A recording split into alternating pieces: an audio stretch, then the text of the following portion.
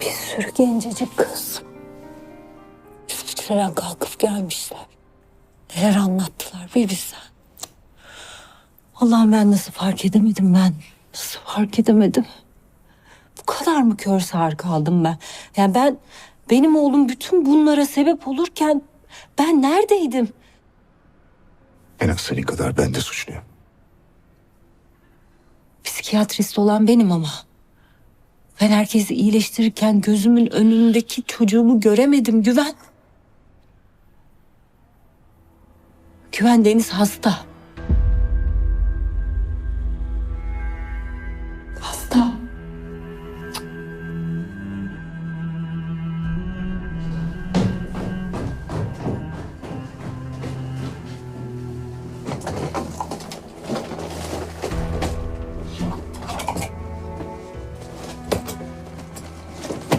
Deniz?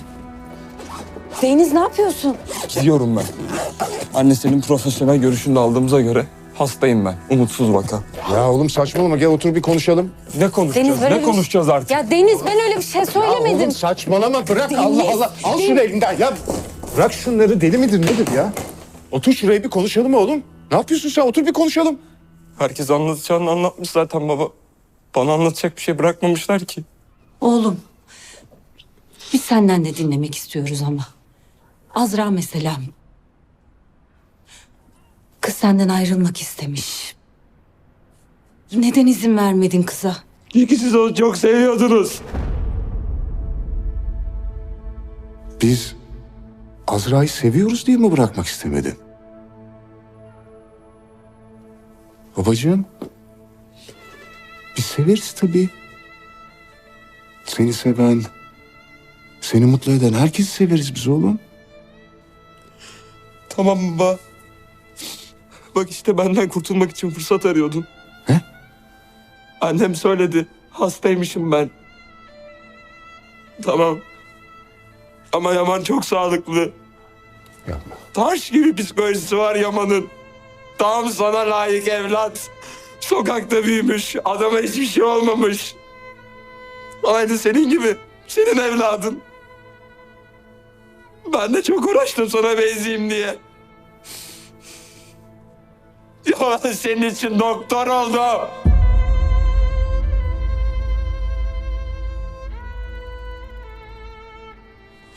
Sizin için. Sen de benim babam kadar sev diye. Benden vazgeçmeyin diye.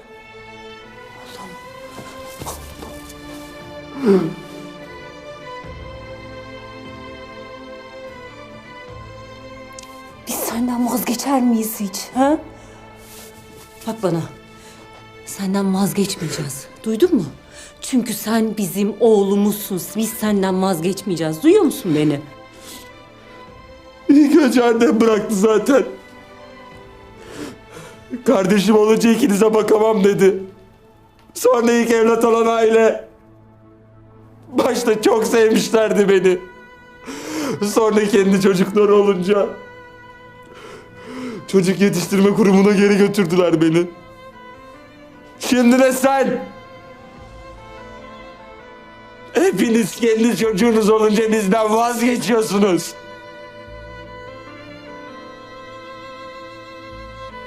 Nefret ediyorum çocuklarınızdan.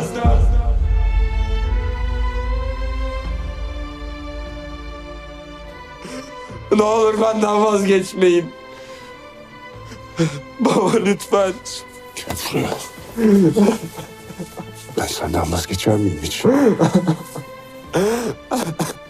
Ben senden vazgeçer miyim hiç?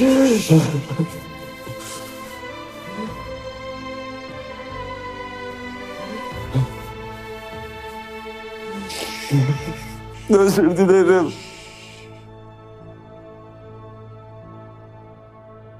İnanmıyorum ya sana. Gören de seni beladan uzak, aklı başında. Tamam Asi uzatma lütfen. Ne uzatma Tolga, ne uzatma. Hadi diyelim Cesur belasını arıyor, hak etti diyelim. Çağla, kız da arabadaymış ya. Ya başına bir şey gelseydi. Çağla'nın orada olduğunu bilmiyordum ben Asi. Bilmiyordum. Bu Yakup denilen herif kontrolden çıkınca ben de babamı aradım. Rica ettim en azından gözünü korkuturlarsa diye. Ne ya senin baban? Mafya falan mı? Nereye düştük ya biz vallahi? Tamam Asi. Özür dilerim.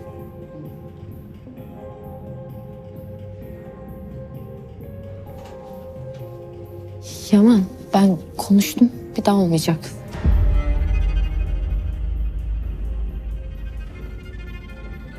Asya. Merak etme güzelim. Sıkıntı yok. Tamam. Tolga sen misin?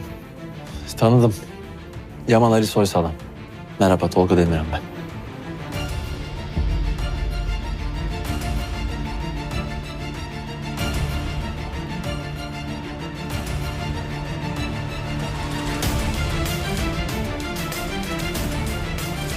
Yaman. Oturup konuşalım mı biraz? Tabii. Buyur. Ne içersin? Su. Buraya bir su, bir espresso alabilir miyiz lütfen?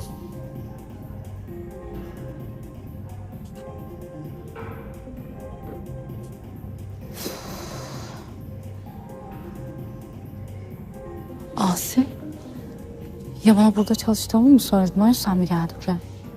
Beni görmeye mi geldin?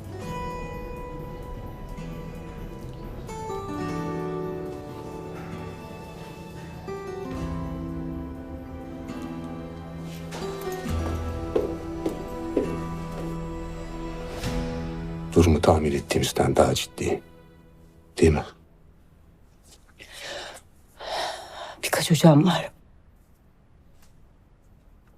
Konuşacağım onlarla. Tanışacağım.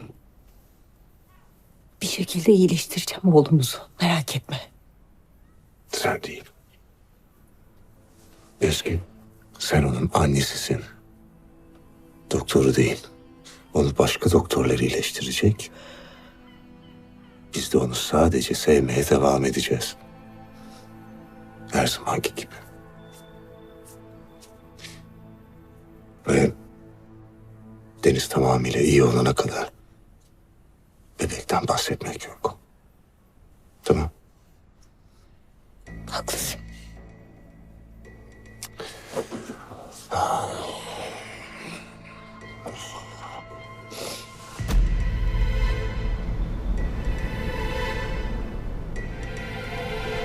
Güven Deniz hasta. Ben herkesi iyileştirirken gözümün önündeki çocuğumu göremedim Güven. En az senin kadar ben de suçluyum. Güven Deniz hasta. Bizimkilerin çocukluk arkadaşıymışsın. İlkokuldan beri. Hatta Alaz'la sıra arkadaşlığı etmişliğim bile var. Alaza'da. İlkokuldan beri tahammül etmek zordur yani. Sorma. Ama hakkını yemem. Yeri gelir öyle bir kıyak yapar ki Alaz, her şeye değer. Bir keresinde baba oğul etkinliği var. Oryantasyon falan. Benim babam kessen gelmez öyle bir şey. Tabii etkinlik sabah ben de köşeye oturdum kara kara düşünüyorum ne yapacağım diye. Alaz geldi. Tabii Alazcığım fikriyle dedi ki... Hani ben babama söylerim sen dert etme. Seni bizim gruba alırız.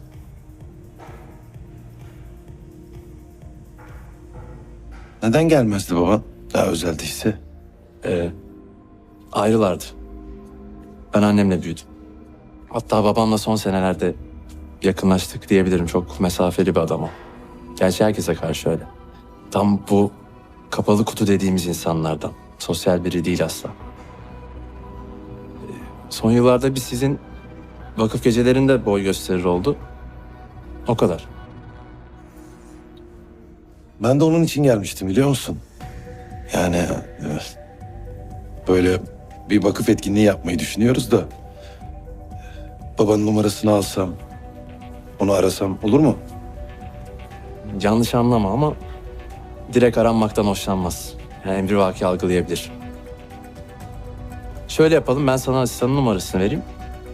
Sen onunla iletişime geçersin istersen. Tabii, buyur.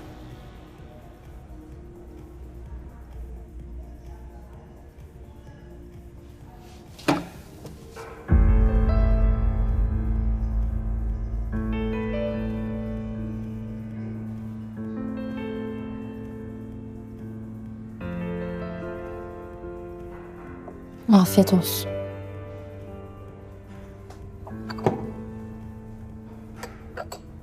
Kahve işe yarar umarım. Yani kafanı toplamana yardımcı olur belki.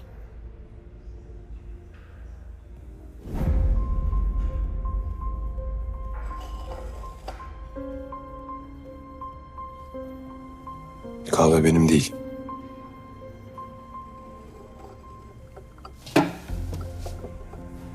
Çok memnun oldum Tolga. Ben de. Asi. Rüyanın ne işi var burada? Çalışmaya başladı.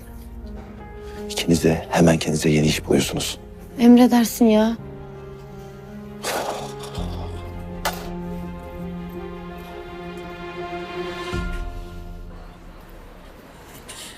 Ne yani, buraya kadar mıydı hepsi? Bu muydu yani? Bitti mi? Sana soruyorum, cevap ver bana.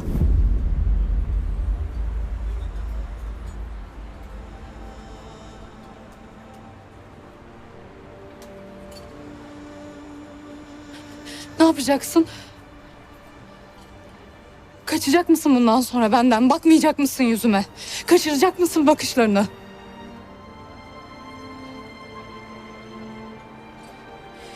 Yüzüme bak. Yüzüme bak ve bitti de.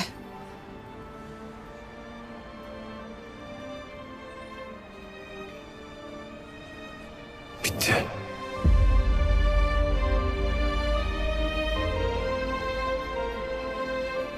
Yüzüme bakarak, gözümün içine bakarak söyle.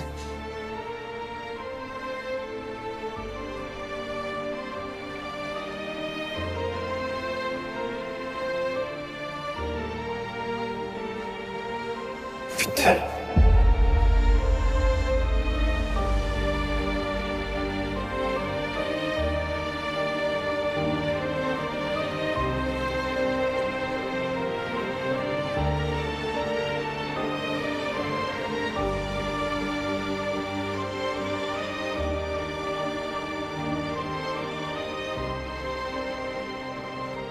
Başka biri girebilir yani hayatına. Bittiyse.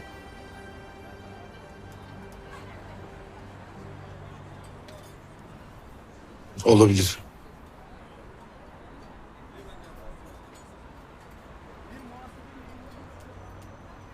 Benim de girebilir.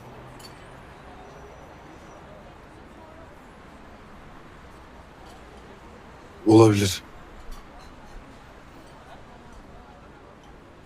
Kıskanmazsın bile, öyle mi?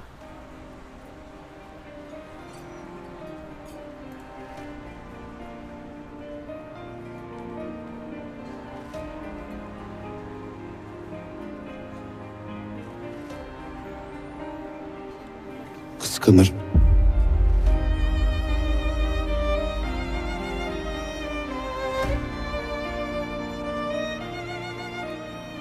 O zaman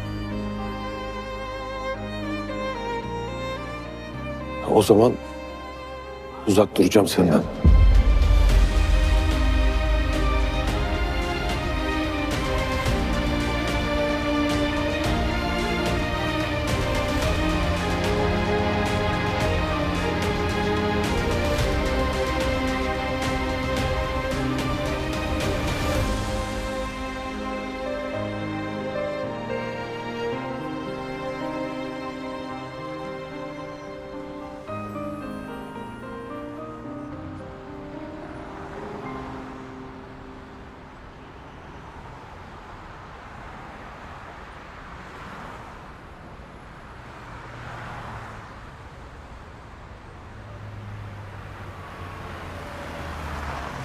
Alo.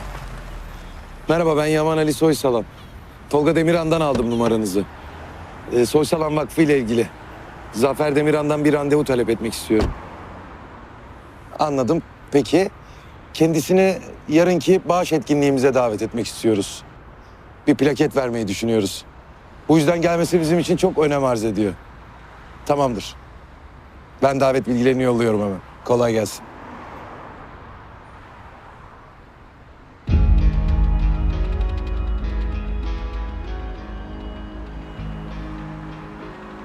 Beni mi dinliyorsun lan sen?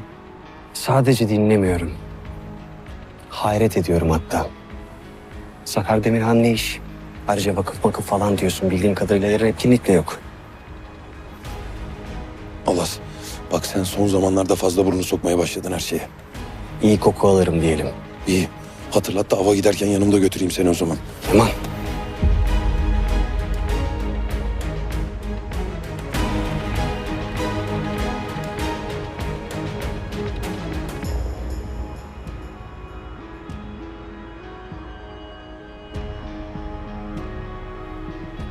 Kimi avlayacaksın? Zafer Demirhan ne iş Yaman? Sal beni.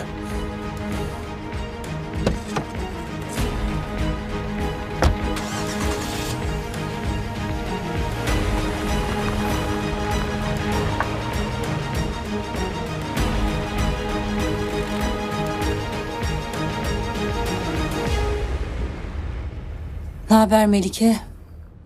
Yok. Yok, Deniz'e henüz söylemedik. Melike, Deniz şu anda biraz dengesiz bir ruh halinde. Bir bebek beklediğimizi bir süre daha söylemeyeceğiz.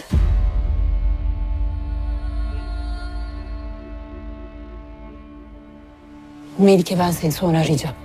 Deniz. Deniz. Ben dengesizim anne, öyle mi? Bu bahaneyle de beni geri göndereceksiniz. Çünkü sizin kendi bebeğiniz olacak. Kendi çocuğunuz. Deniz, oğlum. Oğlum yapma böyle, ne olur. Sen de bizim oğlumuzsun, ne farkı var ki? O bebek doğana kadar.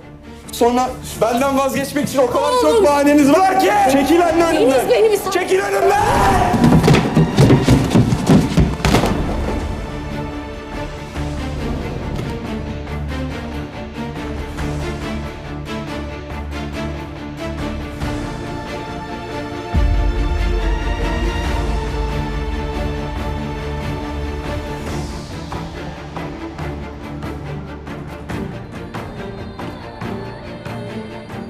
Anne.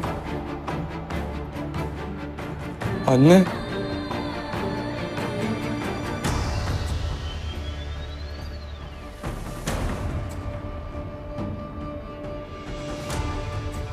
Anne.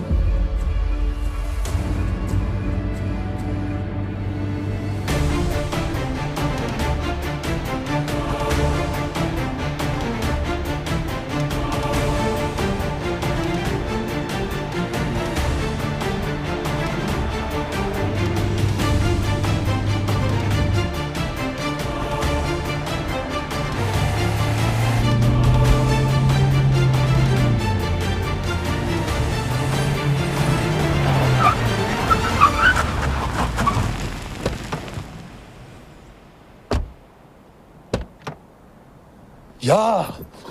Ya ne istiyorsun Alaz, ne? Neyin peşindeysen anlatacaksın. Lan sana ne oğlum, sana ne? Abin mi oldum ben şimdi senin? Sana ne? Anladık. Konu bayağı derin, duygular şelale. Bak şimdi daha da çok merak ettim. Hiç karışma ya. Orayı geçtik abisi. Karıştım bile. Ya bana ne olduğunu anlatırsın ya da annemi arar. Abisi artık belinde silahla geziyor derim. İşte o zaman senin kafanı kopartırım. İyi.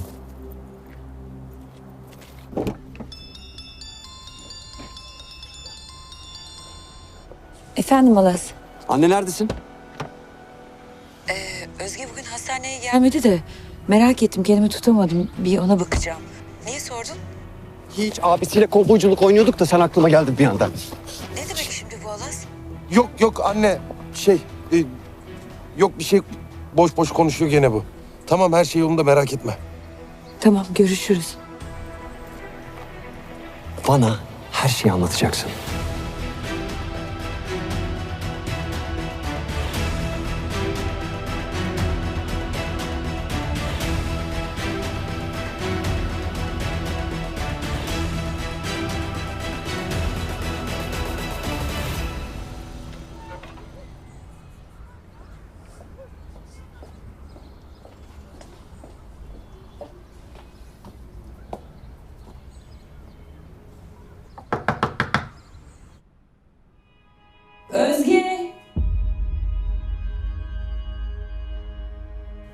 Özge benim Neslihan. Özge.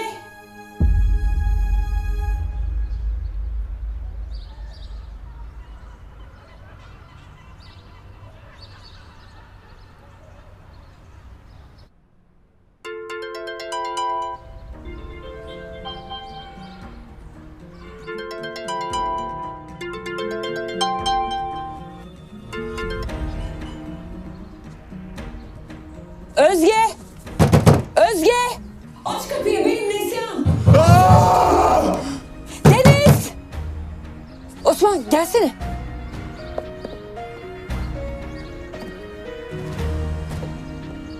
Kır kapıyı. Kır!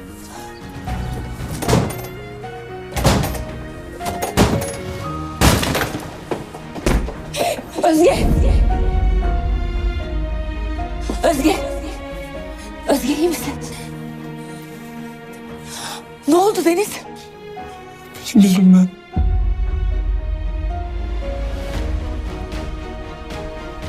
Ben yaptım.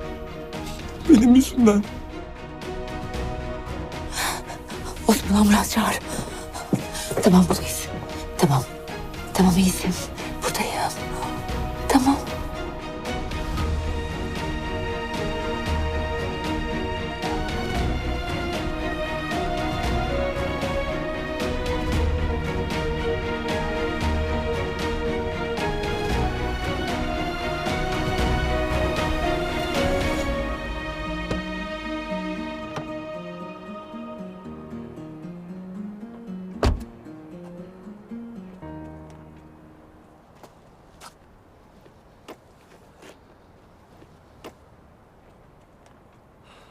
Anlat bakalım abisi.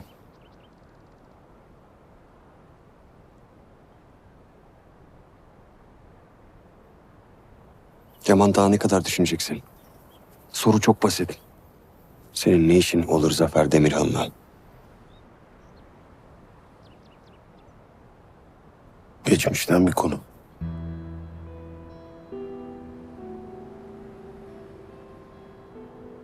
Çocukluktan yani.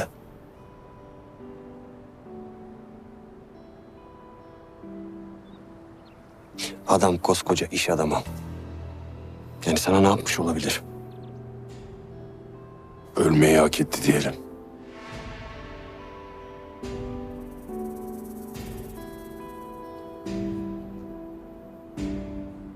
Suçu ne peki? Dövdü mü, sövdü mü, ne yaptı?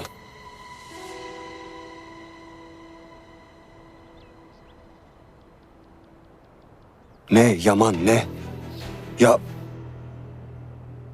sevdiğim birini falan mı öldürdü?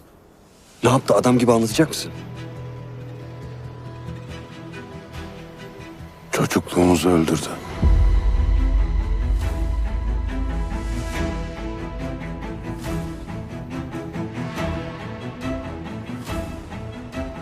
Kardeşim.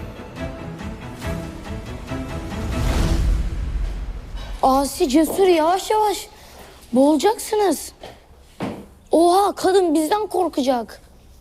Hadi bakalım sütleriniz de geldi. Şimdi hemen bunu böyle çabuk çabuk için. Ondan sonra da hazırlanalım, tamam mı? Patron gelmek üzeredir. Al bakayım kızım. Al yavrum. Hah, hadi bakayım. Hadi. Hazır. Çabuk çabuk çabuk çabuk. Buradan aşağı gideceğiz. Gel. Hadi bakalım. Aşağı ineceğiz. Hadi bakayım.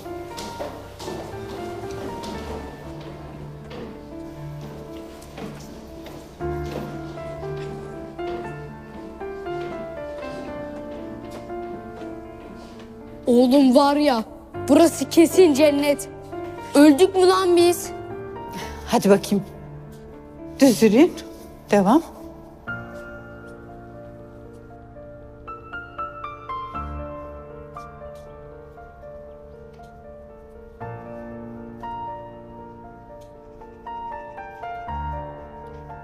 Hadi bakalım. Bu sağdaki oda sizin.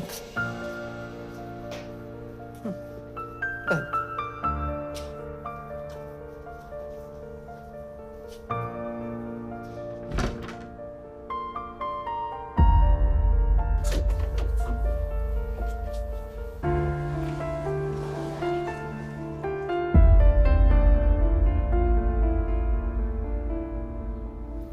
Siz şimdi bunları yıkanıp giyinin üstünüze, tamam mı? Patron geldiğinde sizi böyle görmesin. İşe almak istiyorsanız ilk intiba önemli. Ama acele etmeniz lazım, tamam mı? Hadi bakalım. Ben çıkıyorum, siz giyinin. Hadi.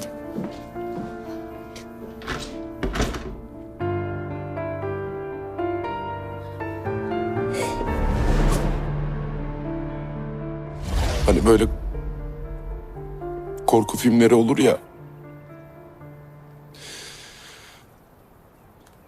Başta her şey çok güzel başlar. Renkli böyle cıvıl cıvıl. Ama sonra böyle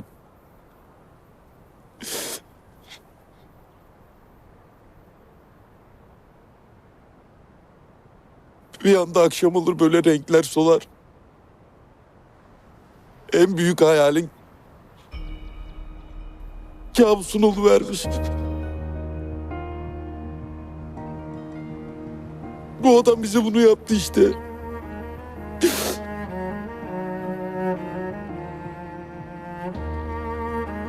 Heyecanımızı, neşemizi aldı bizden.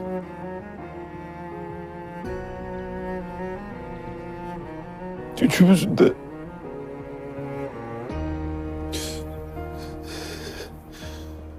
gözünün feri.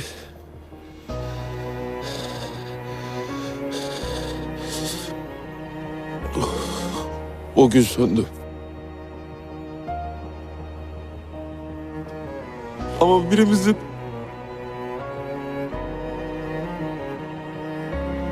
hayatı bitti ya.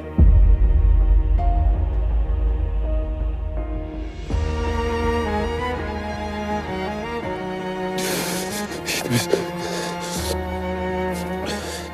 o günden beri kendimize gelemedik ya.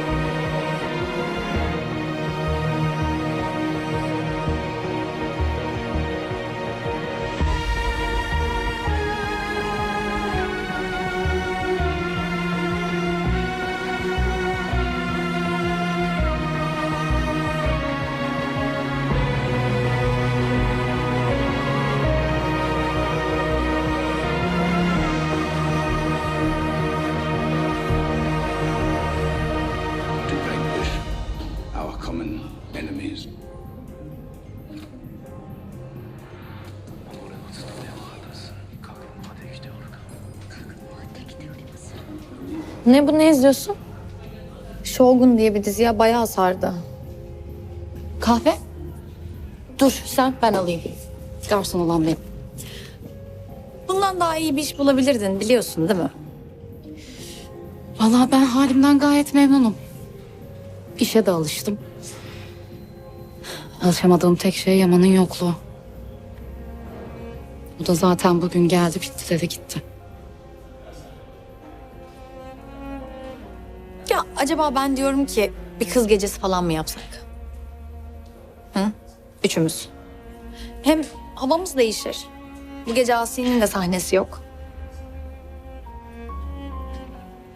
Tamam, itiraz istemiyorum. Konuya el atıyorum. Bu gece çıkıyoruz. Organizasyon benden. Müşteri geldi. Bence sana da iyi gelecek. Ben iyiyim zaten. Alaz'ın saçmalıklarına üzülmüyorsun yani. Güzel. Valla umurumda bile değil yani. Ne hali varsa görsün. Onun umurunda ama.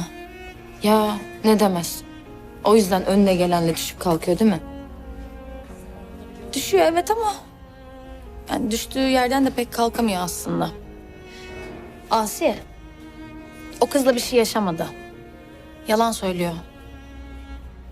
Korkuyor kızım işte aşık olmaktan. Sana kapılmaktan korkuyor.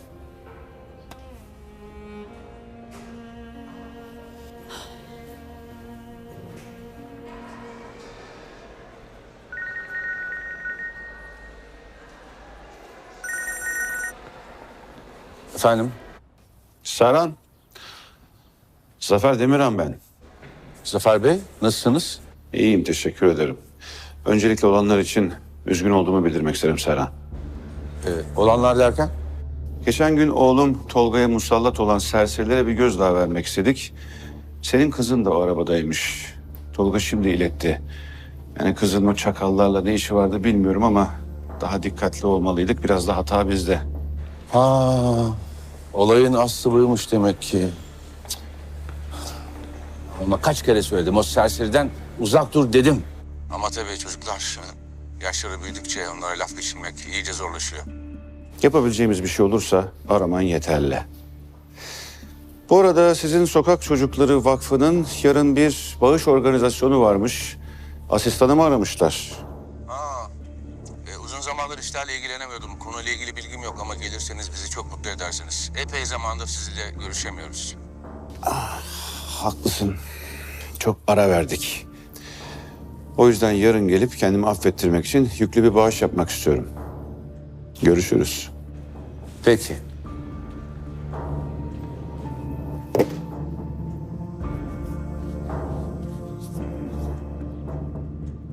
Kanaması var, acil müdahale lazım. Kadın doğum uzmanı kim? Cem Bey ameliyatta. O yanında muayenesi vardı. Hastası çıktı mı bilmiyorum. Tamam, peki. Bundan sonrası sizde. Beyin tomografisi de istiyorum hemen. Tamam. Dikkat.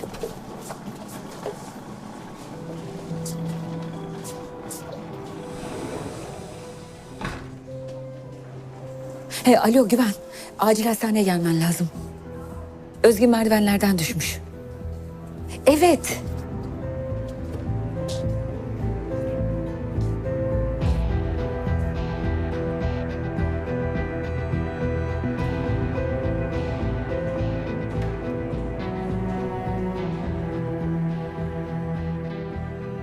Kaç haftalık dediniz?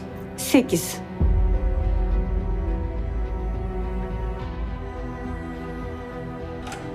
Oya hocam, kusura bakmayın. Acil bir hastamız var. Tamam bakalım hemen durumu ne? Düşmeye bağlı olarak kanama.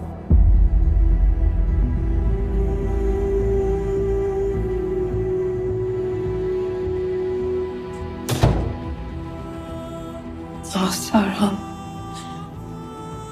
Ah Serhan yine ne işler açtın başıma.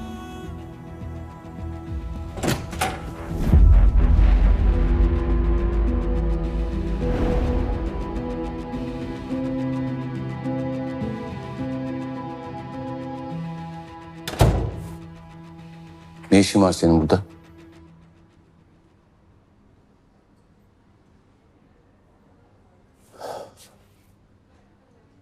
Yerinden kalkar mısın lütfen? Ne o? Şimdi de koltuğuma mı göz diktin? Bence sen çok yerleşme bu koltuğa. Çünkü altından çekip almam bir hatana bakar. Onu da yakında yaparsın gibi geliyor bana zaten. Anlaşıldı. Yine tehditler savurmaya gelmişsin belli. Bittiyse çıkar mısın? İşim var. Bitmedi. Bizim Sokak Çocukları Vakfı'nı sen mi yönetiyorsun? Evet, bir sakıncası mı var? Vardı. Ama artık yok. Çünkü kendi adıma açılmış bu vakfa sokaktan gelen biri olarak ben devralıyorum.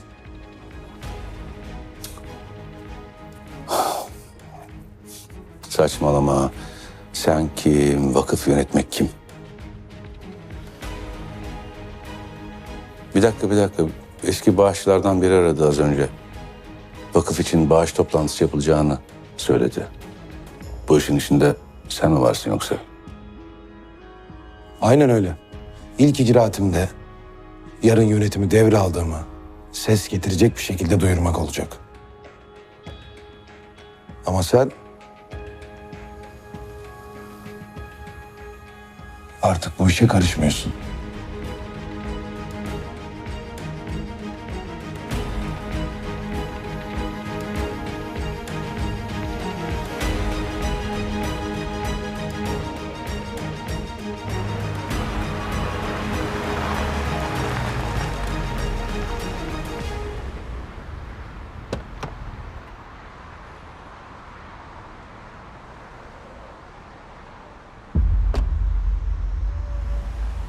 Deniz?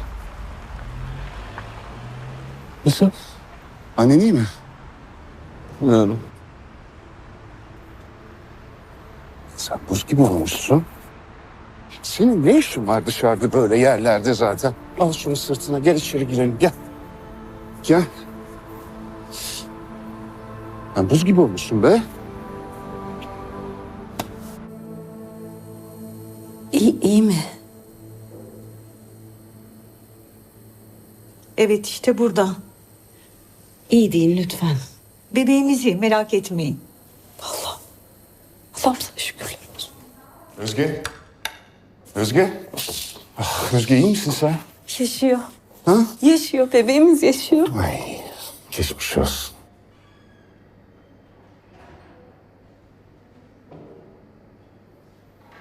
Endişelenmeyin, her şey yolunda. Ama yine de biz sizi birkaç saat gözetim altında tutalım.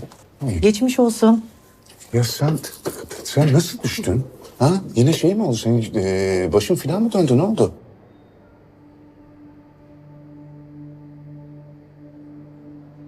Benim ayağım kaydı. Ya dikkatli olmam gerekiyordu. Benim suçum yani.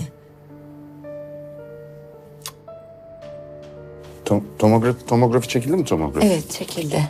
Merak etme yok bir şey. İyi. Ha? Bir şey yok değil mi? Evet gayet. Güven. Güven ben iyiyim. Deniz çok korktu. Onun yanında ol lütfen. Duygusal olarak iyi değil bu aralar. Tamam. Sen merak etme. Geçmiş olsun tekrar.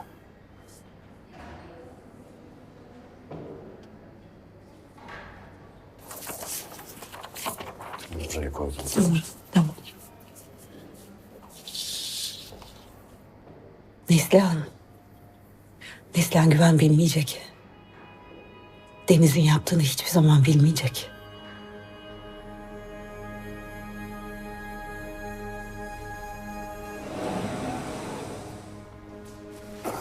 Deniz nerede? Bir yüzünü yıkıyor. Neslihan Deniz hiç iyi durumda değil. Biliyorum Güven. Şimdi bu kazada olunca çok tedirgin olmuş Özge'ye bir şey olacak diye. Ali niye geldin? Bir şey mi oldu? Ne işin var burada? Anneciğim bir sıkıntı yok merak etme. Ben bizim Sokak Çocukları Vakfı'nı devraldım. Serhan'la onu konuşmaya geldim. Hani o benden daha mı iyi düşünecek sokak çocuklarını? Ayrıca ya itiraz da etmedi. Edemedi zaten. Ne güzel karar vermişsin. Aferin sana. Ama sizde bir şey var. Özge ablan ufak bir kaza geçirdi. Ne oldu baba? Önemli bir şey değil. Merdivenlerden düşmüş. Allah'tan annenle Deniz yanındaymış da hemen hastaneye getirmişler. İyi. Yani Deniz bir işe yaradı sonunda. Gel bir konuşalım, oturalım seninle gel.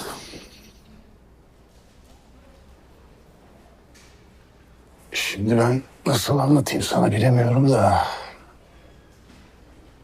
Yaman. Deniz iyi değil. Hasta. Gerçekten tedaviye ihtiyacı var. O yüzden çok üstüne gitme. Bilerek isteyerek yapmıyor çünkü. O yüzden Özge ablam bir toparlasın. Kendini biraz daha iyi hissetsin. Durumu ele alacak. Ben de diyorum herhalde iyi bir terapiyle, ilaçla kendine gelecek diye düşünüyorum. Ali, bize biraz müsaade eder misin? Anne. Peki tamam. Ne oluyor ya? Kay yana bakayım o zaman.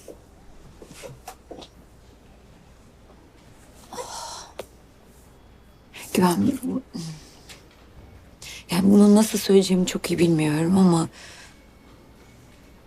durum düşündüğünden daha da ciddi. İyi. Özge'nin bu durumda olmasına sebep olan Deniz. Deniz yaptı. Ne?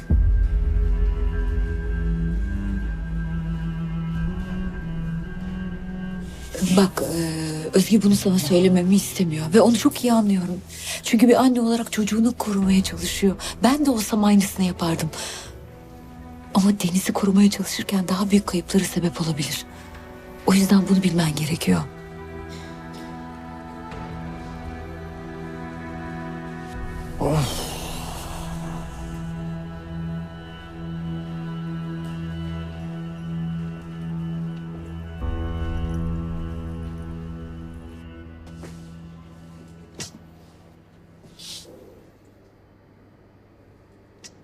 Hey, asma suratını. İyiyim, iyiyiz. Geçti bitti.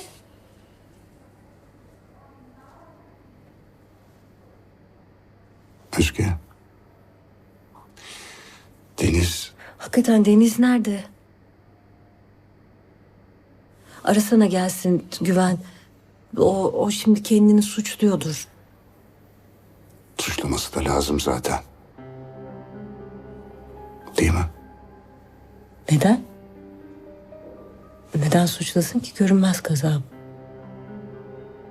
Özge. Ben Deniz'in sebebiyet verdiğini biliyorum.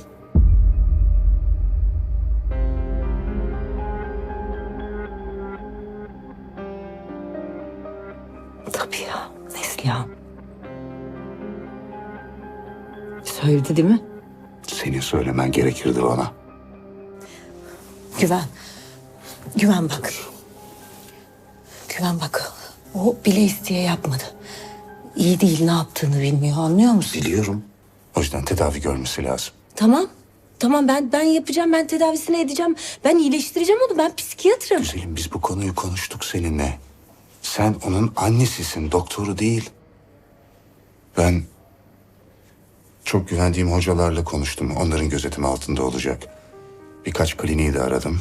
Eğer yatması gerekiyorsa. Hayır. Öyle. Hayır. Öyle Özgür. Hayır Güven, hayır. Hayır. Biz elimizden gelen her şeyi yapacağız. Ondan asla vazgeçmeyeceğiz. Hayır. Ben bunun bir daha olmasına müsaade edemem. Benim seni, bebeği, Deniz'i, hepinizi korumam lazım. Güven hayır. Üzgünüm. Yetiştireyim, gelirim.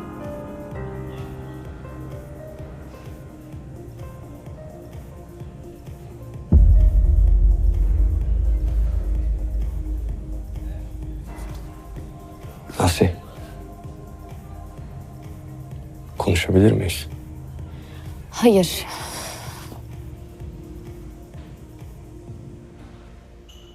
Savaşmaya gelmedim Asiye. Bu sefer konuşmaya geldim. Lütfen.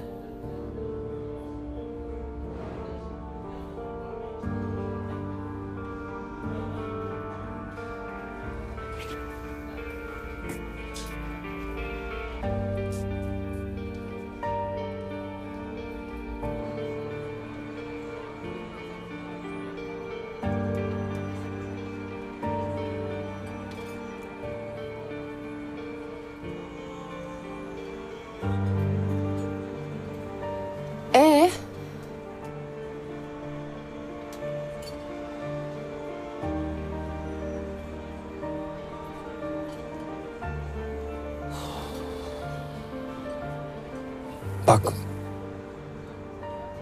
Başından beri saçma sapanız biliyorum. Çoğu da benim yüzümden. Çoğu.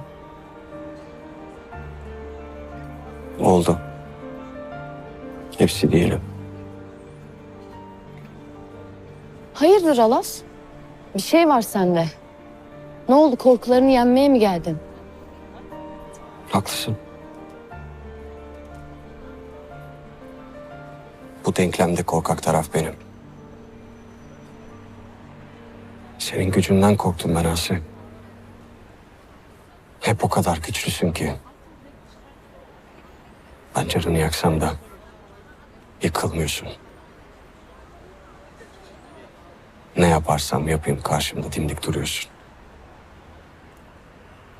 Çelikten bir zırh giymişsin sanki. Yani ben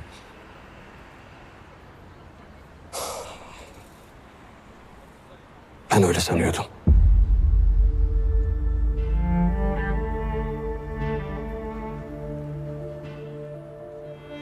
Yıkamadıkça daha çok saldırdım. Bir kere bile durup düşünmedim. Bu kız bu zırhı niye giyiyor diye. Asi. O yüzden sana acı çektirdiğim için. Orada dur. Ne acısı ya? Nereden çıktı bu? Ne acısından bahsediyorsun? Sen mi bana acı çektireceksin? Acı ne, korku ne, ölmeden mezara girmek ne? En ufak bir fikrin var mı lan senin? Sen nereden bileceksin acıyı?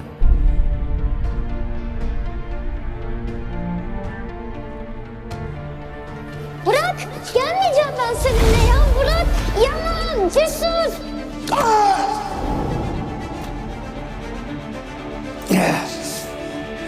Cesur! Yaman! Cesur!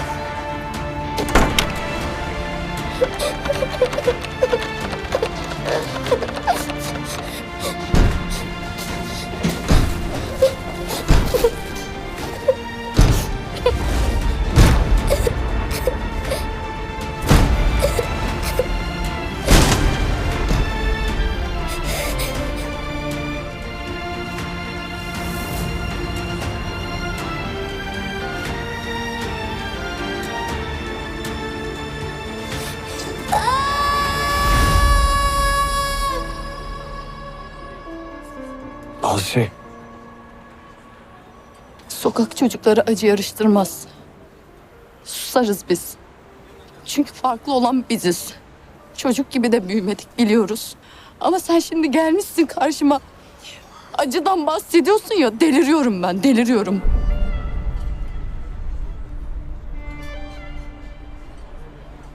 Kapısında güvenlikleriyle, huzur içinde, koskoca malikanesinde, yediği önünde, yemediği arkasında şımarık Alas Soysalan canını iblislerin elinden zor kurtarmış Asiye mi acı çektirecek? Özür dilerim. Dileme. Özür falan dileme. Sen her zamanki gibi alazlığını yapıyorsun. Şaşırtma da.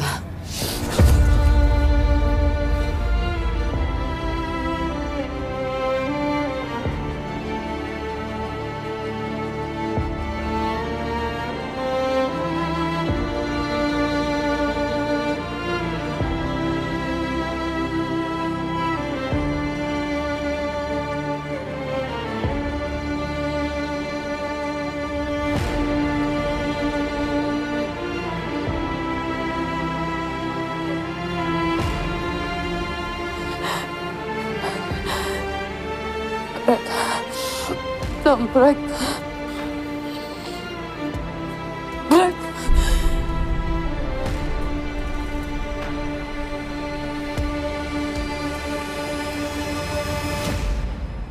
Bırak dağınık kalsın.